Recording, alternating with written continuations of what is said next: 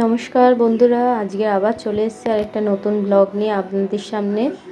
আজকে শনিবার, আজকে করেছিলাম বাবা বড় ঠাকুরের উপোস, তাই তার জন্য পুজো দিতে যাওয়ার আগে ফল কেটে নিলাম একটু, আর সিন্নিটা করে নিলাম।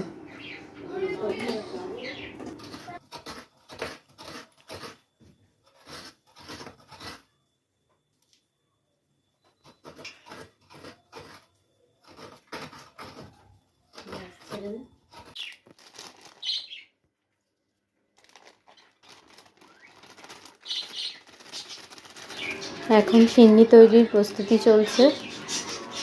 সিন্নিটা এমনি রেডি করে নিয়ে যাব, তারপর পরে এসে মাখবো।